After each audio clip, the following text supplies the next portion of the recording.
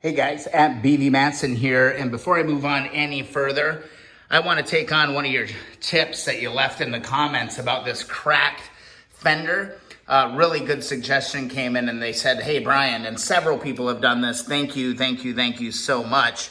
But to drill a hole at the end of the crack to make sure that it doesn't continue to crack with vibration. Look at this thing still looks beautiful. It's dusty as hell, but it looks great.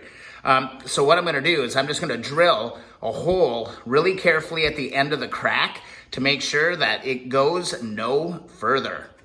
All right, so all I'm gonna do is I'm gonna take a little piece of wood and slide this up underneath the tire and the fender, just in case that I do kind of slip and go too far. But I'm just gonna position my drill right at the end of this crack and slowly drill myself a little hole at the end. And you know what, that is absolutely brilliant. I don't even mind. I mean, sometime, you know, if I get some more budget or, you know, maybe I find even a replacement fender, I may, you know, go and get this welded up and make this look real pretty. But I tell you what, this rivet is actually really solid.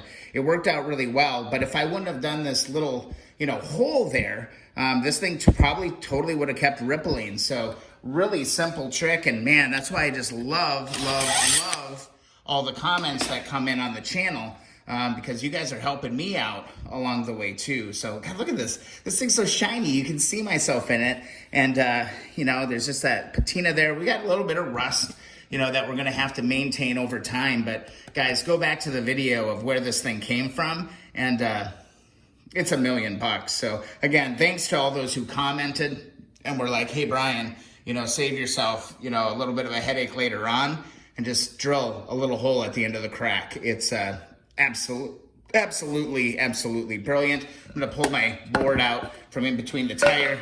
No damage done there. Ooh, excuse me.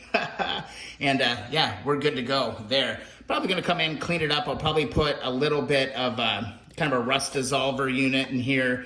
Maybe even fill that in with a little bit of weather strip or something like that. Just, but whatever, it's gonna be a small attention piece that I'm gonna have to pay attention to, but I absolutely love that tip, so thanks guys. And again, that's it for this video. This might be the shortest one in the entire series, but you know, putting that little hole there is gonna make a really big deal. Guys, thanks so much for watching. Really short video, but I think it might be able to help a lot of you guys out if you have a crack or something in a fender or something like that. So if you enjoy the videos, please subscribe to the channel.